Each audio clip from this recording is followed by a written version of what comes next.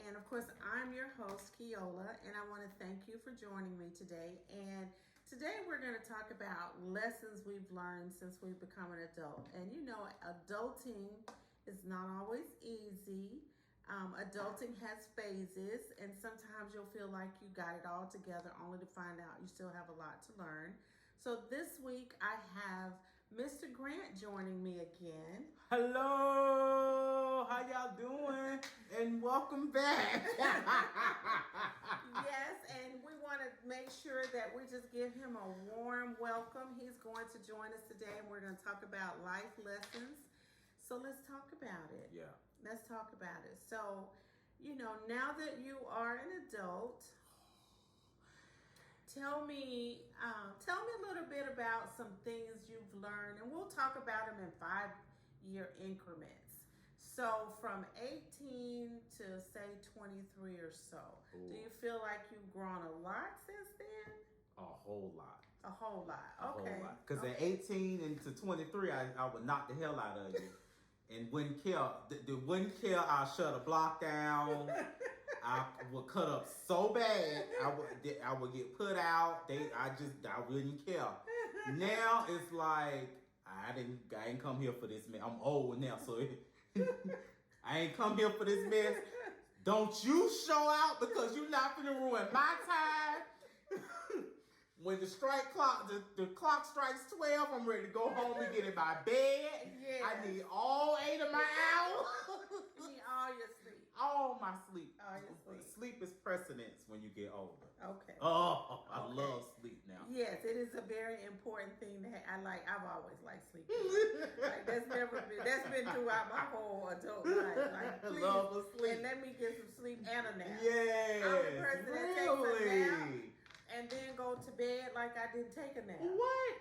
Yeah. I can't say I wish because sometimes I do take a nap. It depends on how early I wake up in the morning. So if I'm up at 7 or 8, I'm gonna hit that 3 o'clock nap. Yeah, something about 5 or 6, and I'm talking. I can go to sleep for like 3 hours. That late, and then get up and go back to sleep. Like I didn't take a nap. I wish. Yeah. I wish. I can't. Yeah, that's easy for me. And so they my kids have teased me and said, how you gonna do that? But yeah, I can definitely do it for sure. So okay, so 18 to 25, that's kind of what happened. So what do you think out of all the lessons you've learned up to this point, what do you think has been the one that stands out the most? Because we've learned a lot of this. Look and listen.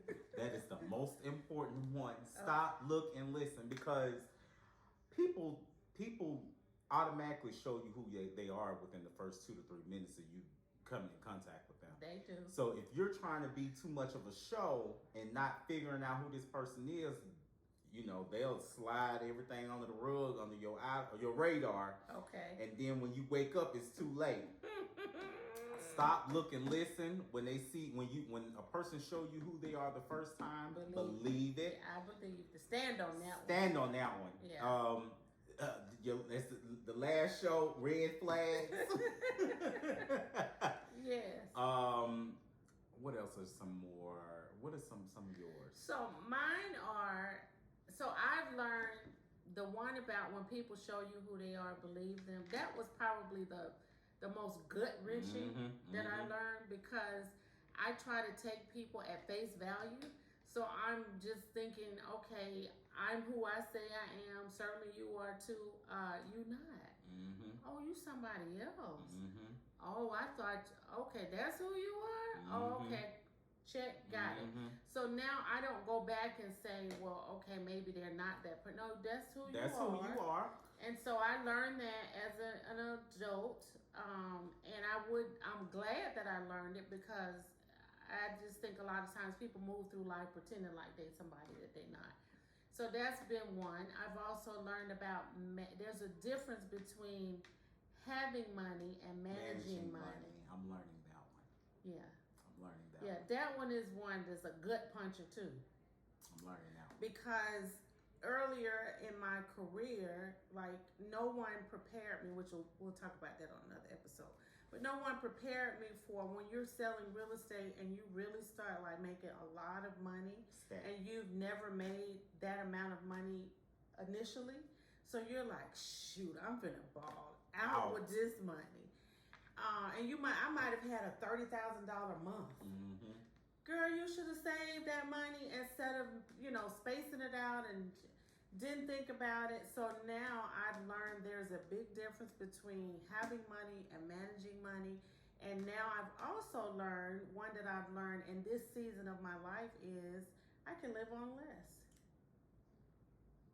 So all the things I thought I needed that I must have, like I still like designer, of course, but I still like, I like vacations, but I also realize I can not do some things I thought I had to do just so I can have my peace of mind. Okay, so if it means I work less, maybe I don't deal with as many people. I started this podcast because I wanted to diversify myself and do something different because I don't have to hit the pavement every day and grind like I was grinding before. As long as I can travel when I want to travel, do the basic thing. So I've actually learned to live on less money. That's one I'm learning too. It's a hard one. It's hard. Yeah. Because I think when you make a big amount of money at a certain at some point in your life when you make a huge amount of money, it conditions you immediately. Yes, it does. Unfortunately. It does. And when that money or when that well stops overflowing and you're still spending because your lifestyle I'm still learning that lesson. You have that's wisdom to learn that lesson. Thank you. That's wisdom. It took me like some adjusting, and even like after I was still making money, I just started scaling back. Okay, so it's not that I don't have any money. I'm just scaling back. I'm not spending it. I'm spending it on things that make sense. Okay, so is this money I'm spending going to make me more money, or is it going to put me in a disadvantaged situation? Okay, so I thought I needed, a 5,000 square foot home. Girl, you can live in a 2,500. You can live in a 3,000. Like, you can minimize that. Okay, so those kind of adjustments mentally, and then I started thinking, okay, I should be preparing to retire at some point, because what I've learned about our culture as an adult is we don't prepare for retirement. We work until we die. Isn't that sad? Till we die. Literally. Like, there's a life after work.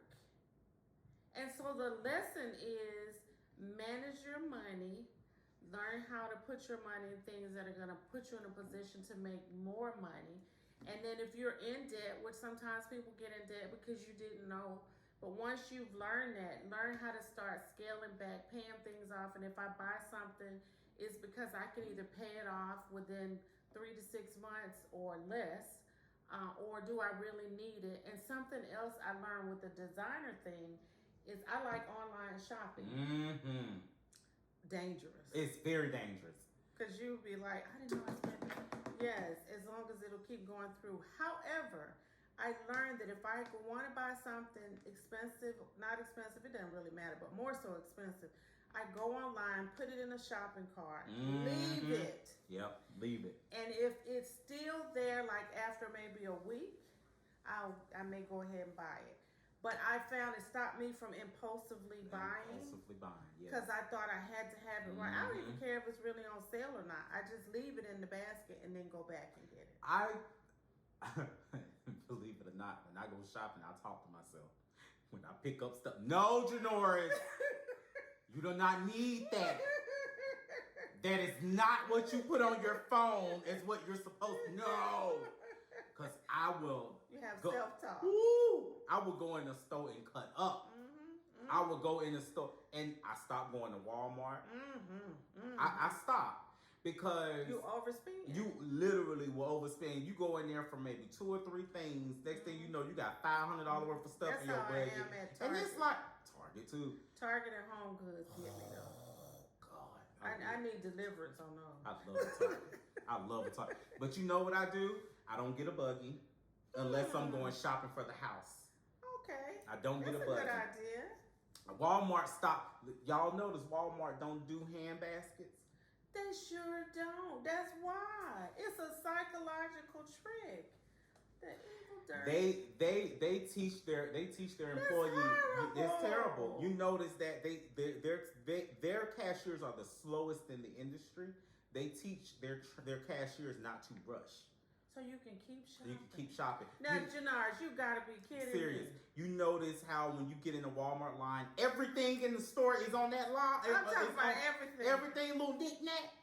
You're always shopping when you're in Walmart. It's a psychological trick. It's a psychological trick. Oh my! They won't get me again. Stop. You go in Walmart. You go in there to spend $50. You get to that register, it's like $2.50. Yeah. You're like, how in the heck? Well, you done picked up half But of the this. mini cart is. Wow. And I'm noticing less grocery stores. Because Publix used to have them all the time. And I noticed the last few times I've been in Publix, I can't find one there either. You notice they're disappearing. Target is the only one that still has them. They're disappearing. And and then you get there and you're like, let me throw this to the side because I already got a shopping cart. Got a shopping cart full of stuff. That is something. You cannot find me a Walmart where there's a basket. You can even the little small ones. Yes. There's no hand baskets. That's okay. So, I got that list. Yeah, don't get a buggy.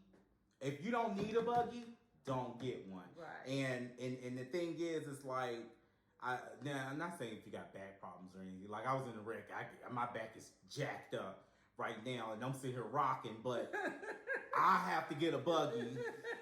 But don't get a buggy. But what you can do is like if you do get a buggy, you do need a buggy like I do. Is I place all of my items at the bottom of the buggy. So once it covers that bottom of it's time to go. I know I done spent $100. Yeah, for sure. Covering that bottom. For sure. Yeah. Don't go. If you start stacking and moving, you in trouble. You pass a couple of $100 at this point. If you got to pull the little slide at the top and you stacking at the top, if you done made that bottom, it's over. Every layer is $100. It's over. It's over. Yeah, it is. Huh. Don't get no buggy. I don't get buggies when I go to the store. Now, shopping online can be a help because it keeps you from overspending. Yeah. Because when you go to a store, it's just like La La Land. Right. And you know all the new latest is popping out. Yeah. And you looking like this. Yeah. And you just grab. I used to wonder why my grandma used to walk around that store when I was going. She used to pick up everything she wanted. And when she got to the register, half of that shit went back. Cause She was literally pulling it on one day the I'm side. gonna get this, but I'm gonna put it back today. That's what she did. She used to walk. She used to get everything she wanted out that store. When she got to that register, half of that shit was going on the side. Cause she really wasn't gonna buy all that. No. Yeah, that's a good one. But I think COVID for me helped me not go to the store. Yeah. Only thing now is Instacart has started putting those little fees on there. They're very expensive now. So I'm like, no, I'm not gonna do that either. And not only that, you do not get any of the store deals. You know, if you go to the store, they marking down things. You miss all of that. You're paying market rate for everything. That's true. So you're paying for the convenience. Yes, it's a convenience and it's good, but you're paying for it. You're paying for it. You're paying top dollar for the product. You are, and the fee. Mm-hmm. Even if you have a membership, you still paying fees. And I'm not buying a membership because sometimes I might go get my own groceries, so it's not really worth it. And then I think what turned me against it was I needed something one day, and I really didn't feel like going to the store. And it might have been like $25, and the fee to bring it to me was like $15. If you don't have that membership, it is very expensive. I said, I'm not going to give you $15 to bring me $25 worth of items. You can have a membership, and if you have too much stuff, they charge you for weight. Yes, they will. I ordered cases of water. I just needed like cases of water They charged me. I bought 4 cases of water. They charged me for the weight of the water. Oh yeah, no. See, that's too. So, life lesson: make sure what you're spending your money on makes sense. Because it's easy to overspend. And even I'm going to say this to some of the people that may not be, like you may not be thinking about retirement if you're 22, 23 years old. But at some point, if you don't die, you're going to get older. And so learn about saving money, learn about high yield savings account, which I'll talk about on another episode. But high yield savings account, how to start putting money in index funds and things that are going to help your money grow, as you're getting older. And if you're working, it just makes sense to do it. And I know a lot of people are like, I'm living in the moment. Okay, but if you don't die, tomorrow's coming. Yeah. And so if you haven't learned to manage your money, then when tomorrow comes, you're in a desperate mode. And I think we as a culture, just in general, have always been in survival mode. So we're always in survival mode. But in these current climax, our survival mode is paying off because everyone else is panicking. We've been here. And know what it looked like. So we still sailing through. Right, because we know what it looks like. The big dogs, they struggling hard. They be like, I ain't never had to do this. I ain't never had to downside. I ain't never had to go back to my old car. Right. Or I ain't never had to cut down from tearing up sacks every other weekend or and going in out. financial trouble. No, it's Neiman Marcus. Neiman Marcus. Yeah. Well, that's because he made a negative comment. But anyway. Well, there you go. Yeah. But but the survival mode, but I want us as a culture to learn about surviving and being able to handle our money. Because it's one thing to survive, but you're surviving, but you don't have no money. And so as soon as because here's my thing. Now, this is another lesson I think I've learned is what happens if the people that are running this thing, right, decide we're going to stop this electricity. We're going to stop the gas resource, like gas coming into your home. We're already pricing groceries so that you have to buy less food because you can't afford it. Groceries is high as hell. I don't care where you go. It don't matter where you go. Food Depot now is expensive. And so if we don't learn to manage our money and put ourselves in I can make it type phase, we're going to be in even more trouble. And they're not going to help us. No, they're not. They don't want to. And I don't want them to. Actually, I don't want you in my business. There you go. Yeah. I don't just keep doing what you're doing. I just say this. When you get to a certain point in life, entrepreneurship should pop into your head about something. Because at some point, you're going to get tired of working for someone else. You're going to get old and you're not going to want to get up and hit that street every day. Now, some people do. Some people still pop it. Guilty. You're not going to, don't want to do it. Both hands up. Yeah, don't at all. So you want to start putting yourself in a place. If you don't know how to get there, there are resources, and you constantly are on that, especially when anything about real estate, finances, credit. You're huge on that, and so I just always say, get your resources first and use your resources. Don't. There's somebody in your family or a friend that you really trust that want to do the same thing you're doing. Get together. Think of an idea that you guys can open up a business together and go in on that business, because at the end of the day, you're not going to work at 60 years old. You're not going to be 40. At 40, you're not going to really be wanting. And that's why the job market is so wide open now. Yes, it is. And so I think it's a shift that has happened. And I shared this with my young adults, and I said a shift has happened, and I knew it was coming, and so you have to start. So the other piece of that is, and I learned this as an adult too, about how important your credit is. Mm-hmm. How many times I could tell people I messed my credit up, I had to fix it. Messed it up, I had to fix it. So the fact that it may be screwed up, okay, that happens. Go get it. If you don't know how to fix it, go pay somebody, to fix it. But you need your credit. You could be broke. Yes, you could be broke, but your credit is great. Somebody will loan you some money. Somebody will invest with you. So when you say you're going to get tired of it, even people, because you know when you're 20, you think, 40 oh, I got it. Oh, I got it. Man, them suckers fly by so quick. Ooh, you be sitting here at 40 like, damn. I'm already and so, with no plan. Correct. So would you say that that's something you've learned then? That is definitely something I've learned. Were you living in the moment before? Yeah. I'm not gonna lie. I live my life like it's one day at a time. Mm-hmm. I do. Most people do. Yeah, and it's not a good thing to do. You know, you have to. It will get you lost.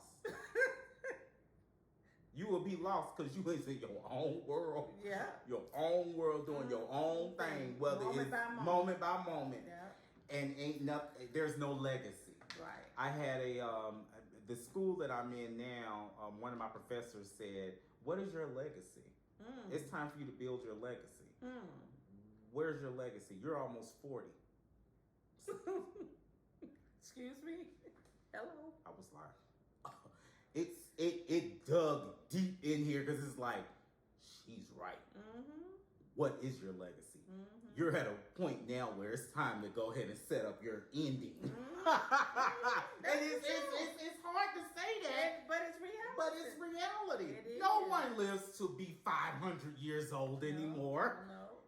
No one does that. No, and that's not reality. And it's not reality. You might get your 120. Right. Maybe. Right. You may get your 120, but if you need it in the kingdom, you're not gonna make it. 40 years.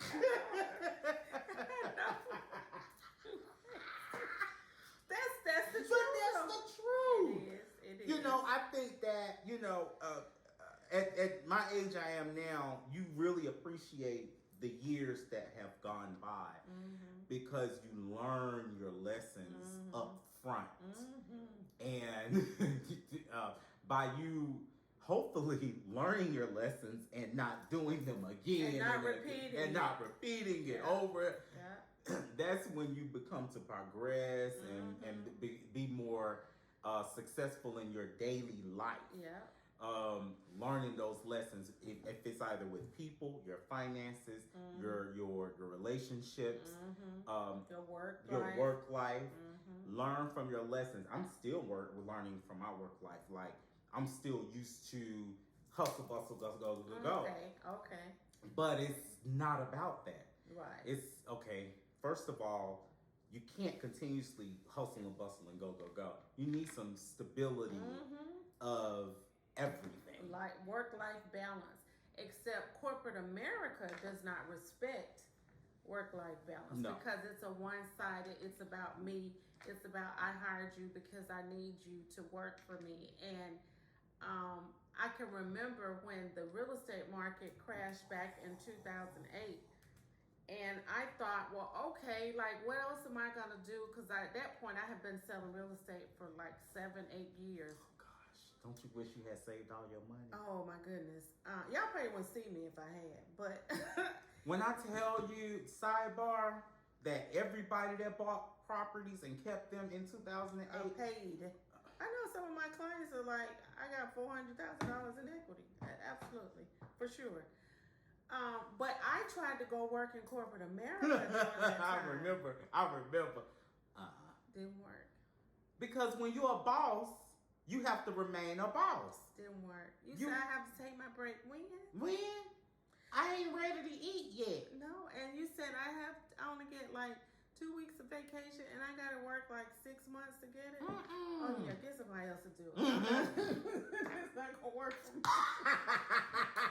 Oh, babe, you gotta get somebody else to do that. So I reinvented myself and became a real estate coach. But anywho, that's perfect because you what 25 years in the game? How old? 25 years. 25 years. I remember on year one, I used to go out there and help her put her signs out on the side of the road. Yes, and Monday morning would come and I'll have like 200 or 300 people call me.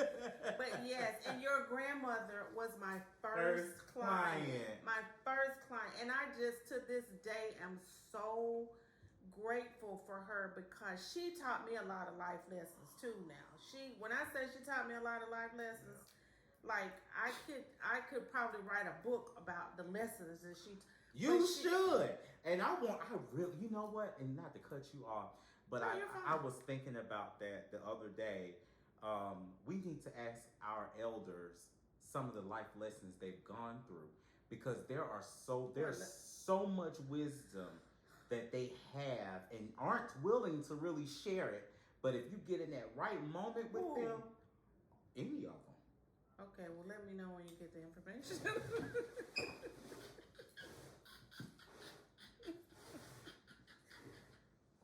Because you said our family.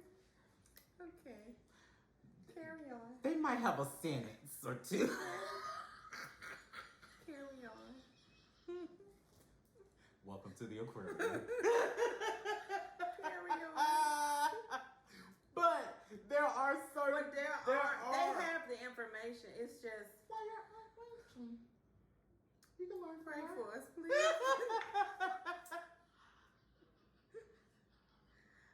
Oh my God, no. So it's like,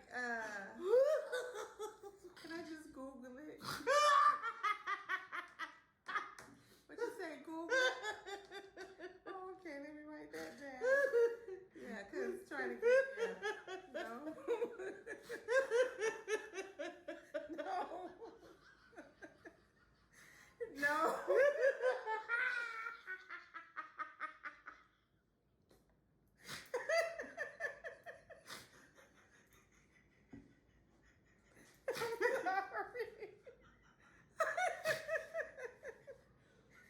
That's it. Sorry. I am so sorry, but I am a realist. This is unscripted. This is genuine content. No one is rehearsing anything. So this is not for the faint of heart. So if you're a person who gets offended easily, you know, peace out. Peace out. This is not for you. It's This not is for for real you. people who want real conversations about real life things that happen.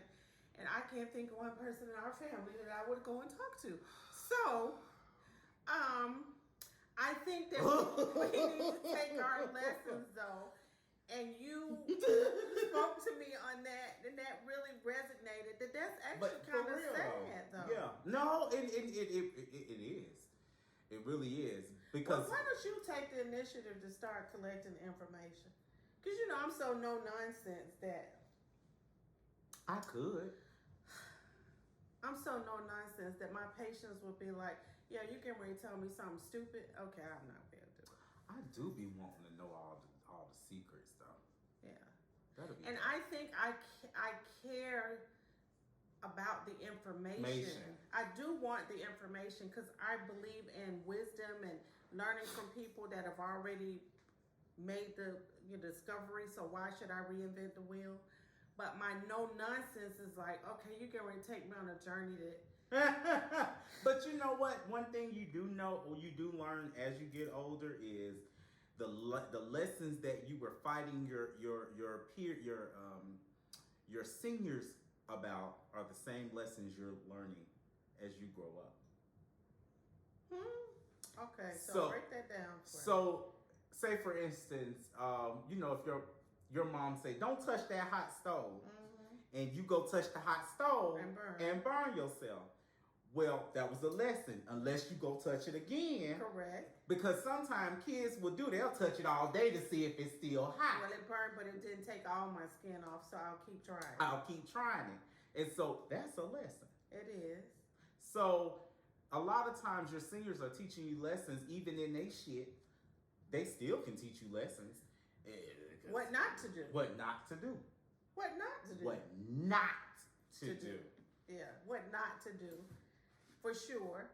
And a lot of but I think that goes back to them not talking it on their own forthcoming. is I often say that a lot of times our culture doesn't do it because they're carrying that from slavery. Baggage. Well, from slavery when they were taught not to talk. Yeah. And so if you weren't the person who went against the grain and said, I'm going to start talking, so you've carried that bad habit. Yeah. Of, okay, well, we don't communicate. No, I communicate. I believe in communicating. I believe sometimes you have to have tough conversations. That's a lesson I learned as an adult. My children teach me a lot of things on a regular basis. I'm receptive to learning, but our elders don't have a conversation because they've been taught not to say like anything. When I was growing up, children were seen and not heard. Heard, yeah. Like you sit down and be quiet. And really almost get out the room. I was about to say, and if adults are talking and you need to leave. Okay, so that's good and bad, but my lesson that I've learned is, okay, if you're going to make them do that, still have a conversation with them. Communicate, because at some point, they need to be able to express to you whatever they thought they heard or what they saw or whatever may be going on. So another life lesson for me. My ear was around the corner anyway. You set me off. I was still... You was eavesdropping. Yeah, we eavesdropping. Yes, that's why I'm grown. Yes, that was the whole part. That's why you've been old all your life. Yes, for sure. So you should just let me sat there. Got everybody business. Didn't know what you was talking about anyway. Right. But we ran you off, and you really was always mature for your age. But I think that there's a lot of life lessons that we can learn from our elders. I think that there's a lot of lessons that they could share that really could make our lives a lot easier. Mm-hmm. And I miss our grandmother so much because of that. She was like a walking book of wisdom. Even if she wasn't intentionally sharing, she was always sharing. And so I miss that, which is why I think lessons are so important. That you pay attention. And I've had to learn myself, and you can tell me if this has ever happened to you. Sometimes when things are happening and they're not going like you may want them to go, and you're like, what is going, instead of saying, why is this happening to me? What is this trying to teach me? Mm-hmm. What should I be learning? I'm learning that as older I get. Are you learning? Yes, because it's like I'm doing everything perfect. Mm-hmm. So I think. Yep. And that little missing? spirit tells you it's not about you. It may be bigger than you. It's bigger than you. Yeah. A lot of times it's bigger than you. Absolutely. A lot of times the lesson, it's not even for you. Sometimes you got to go through the BS to teach somebody else a lesson. Yeah, absolutely. So sure. you learn that. Yeah.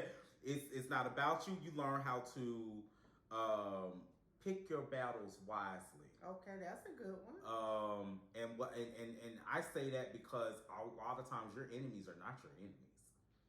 Okay, now help me with that one. So a lot of times, I side eye. Okay. So say for instance, if you're feuding with someone, or not, I wouldn't say feuding because feuding is not. You're really. Having somebody's beefing with you. Yeah, and they doing like kind of like real sneaky, crazy petty stuff behind your back. But you know it. You know it, and you know it's them. That's a lesson. It is. Because what you don't do, don't keep your mouth closed. Okay. You don't tell that person never again. Right. That's a lesson. Right. It shows you who that person is. So now you know how to deal with them. Yeah, you know how to deal with them. Yes, you got that. Check. Period. And so even sometimes your enemies aren't your enemies. Your enemies are your lessons. Okay. And a lot of times your family will teach you the biggest lessons because they're the closest. And you deal with their mess first, because like you go out into the street and learn a lesson, your family teach you that same lesson in the house. In some form. Yes, in some form in the house. So you can learn it right there. I agree. And if you can learn it at home with people that you care about. Hopefully you're smart enough to be equipped when you walk out the door. Correct. I agree. That's a good one. Because in most cases, you're going to deal with so many different things from your family circle that you get outside and you're like, this is familiar. Yeah, I've seen this before. I know what this is. Oh, okay, I know how to handle this. Right. Yeah, Got it. Got it. Check. Check. Yeah. No. Not doing it. Not doing it for sure. You For say sure. walk past you and just like a motion detector go off. You be sitting there like, why is this? Why I don't like you? Right. You wonder why you be like, I do not like you. Right. Why in the hell is I can't stand this person? Right. Because they're doing something that is triggering you from your past. Yeah. And it's allowing you to feel those emotions. So now you know what it is. You can check your trigger. You can check your emotion. And you can live. Yep, and move past it and address it, because maybe you weren't even aware that it was an issue for you, and now you're triggered, which I've had to learn that's been a lesson I've learned, that your triggers are an indicator that you're not healed from something, that you still have some baggage to unpack, because I always think, okay, well, I got, I'm anal, so I feel like I got this together and this is together and that. And then somebody says something. But that's how we was taught, though, in our family. Yeah, you just roll with it. You roll with it and you grow up quick. Yeah. And you better get it right. Right, and keep it pushing. Right. No one cares about your feelings. Right. No, not really. Not really. Yeah. Yeah, you just got to deal with it. Yeah. Okay, we'll pat you if you fall, but get up and keep going. And keep going. Yeah. That's how our family dynamic is. Everybody ain't got, you have to learn that. Yes. When you dealing with people, everybody is not in the same river as you. No, they are not. That's another good lesson. And so when you see that, now you as an adult, though, can say, oh, yeah, I know how to handle that because that happened, or I know why this is triggering me because this looks like something I experienced before. So you know what? Now I know how to deal with it. But I think that learning a lesson is the one part of it. The other part is when you learn the lesson, okay, now I either got to unpack this. I'm going to either deal with it like it is, or I'm going to make some adjustments so that I can become better. That's right. You have to analyze the situation, because picking apart your feelings is not a bad thing. No. But you need to pick apart your feelings, because you have to get to a point to where you just say F your feelings. Right. You really do got to get to that point. Right. Because if you wondering why people like, okay, let me see what's going on with my feels. Right. Yeah, let me see what's going. Maybe it's me. Right. If you're not narcissistic, you'll be able to point that out. Yes, absolutely. After the fact, after you don't calm down, when you're in your shower, your bed, and your car alone, in your driveway, however you are, along with yourself. It will hit you. Yes, it will. It will. And so you have to make a grown-up decision at that point and say, okay, well, maybe I need to make an adjustment in that area. Yeah. And that takes a lot of courage, though, because people don't like to see themselves, right? Yeah. So if you don't like to see yourself and you now got this lesson that you just keep repeating and repeating and repeating, you're like, why am I keep having this experience? Okay, well, are my choices repeating themselves? Or is it me? Like, am I doing something to invite this into my space? Yeah. Because life happens to every person. Everybody has issues, things happen. But if the same issues are happening, it's you. Yeah. You the problem. It's you. You the problem. Go fix it. You. Got a problem.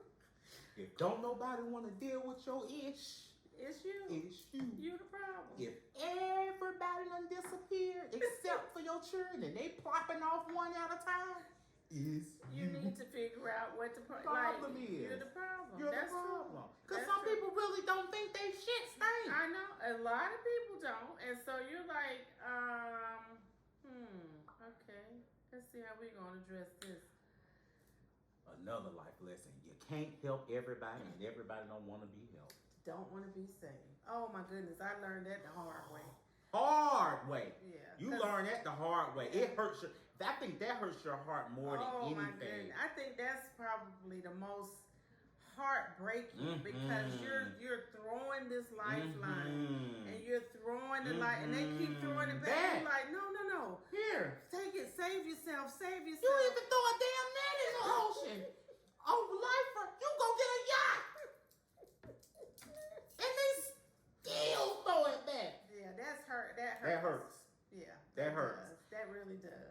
learn when no one wants to be helped. You leave them alone and let them tear that head up on that concrete. Yeah. Because at the end of the day, either both of us can't drown. What did I tell you? Somebody got to have the shoes on. We both can't be out here in no shoes. Right. Yeah. Both of us can't drown. So if I'm throwing you the life preserver and you keep throwing it back, my lesson is you don't want to be saved. You don't want to be saved. Drown. And I've learned also that one time, one time. You show me that one time, I get that response, I got it. Yeah. You don't want to be saved, I got it. Right. Now sometimes it's a little muddy. Yeah, especially when that heart is involved. Yeah, it's a little muddy. Mm-hmm. But you're learning. The more of those you go through, the less muddy that water gets. It does. It's easier to say, "Oh, okay, well, okay, that's what you want." Yeah, got it. Yeah, no problem. Yeah, absolutely. Yeah. And remember, I my challenge is I'm quicker to cut off. I cut my losses quickly. So you showed me that. Oh, okay. You do the life preserver back. Oh, okay. Now you know this life preserver is gonna really help you. Get out the water because you about to drown. Oh, you want to drown? Okay. Peace out. See you later. Because it makes so much perfect sense that you will hurt yourself more helping someone else. Mm-hmm.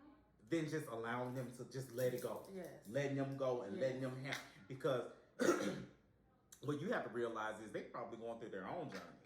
Yeah, that's true. They're going through their own journey. Like God is dealing with them in their own way. Yeah. And so you're not supposed to. It was a situation that happened that it was a life lesson. My mom, one of her friends wanted to come see her.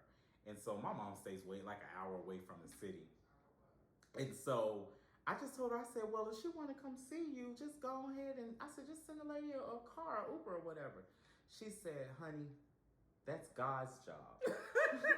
Not hers. Don't spend my money. She said, she might be on her own journey. That's God. But it made sense. It did. It's like, damn. Yeah, because you can't help everybody. And you're not supposed to help everybody. And that's a lesson in itself, because when you start feeling drained and it's starting to feel like you're suffocating, that means you're trying to carry something that you shouldn't be trying to. Should not be carried. Absolutely. It's not your burden to carry. Yes. Let it go. Yes. And it will drown you. Yes. If you're trying to, it's just like you sitting there, you in the ocean trying to, I don't know, everybody don't know about animals, but if you try to get on the whale back and he dip under the water, you gonna fly off that guy. Stop trying to hold on to that man fin. Stop trying to hold on to that girl fin. Stop trying to hold on to your family fin. Let them go. Let them go. Yeah. Because again, you gonna drown with them. They say when you're involved with someone, whether it's relationships or friendship or familyship, they can bring you down with them. Mm-hmm, they can.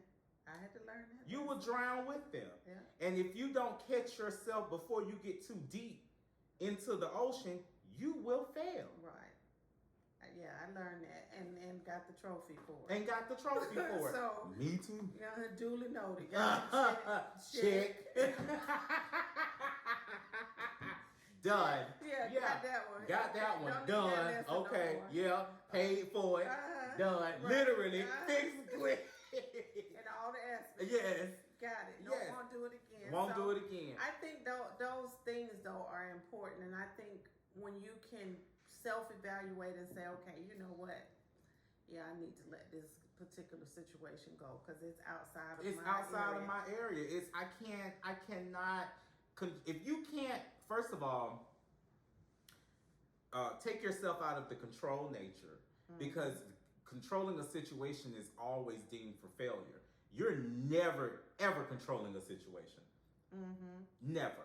You think you're controlling a situation because you're manipulating. It feels like it because you're manipulating it, yes. Mm-hmm. But you're really not.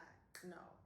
ultimately, you're not. Because at the end of the day, if you're making a decision for someone all the way up until the line, and they cross that line and want to cross that line the way they want to do it, you didn't control anything. And all that work that you done put in. And you didn't control anything. Not really. Not No. really. Not really. Not really. Oh, ain't control nothing. Right. Well, I want to say there you have it.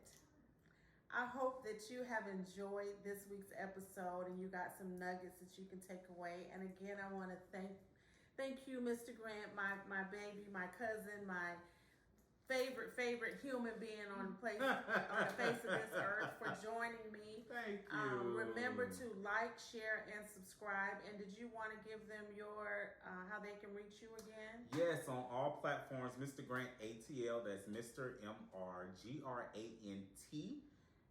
ATL on all platforms except for Snapchat. It's ATLJRG. And make sure you subscribe to my YouTube channel. It's Mr. Grant ATL. It's trash right now. I'm still reconstructing it. But you can go on there and see all of the shows. We're going to post some stuff as well. Okay. Thank you. You are very welcome. Thank you so much. Thank you for allowing me to be on your platform. Thank you. And I hope you guys enjoyed. And just remember, I love you without judgment. See you next time.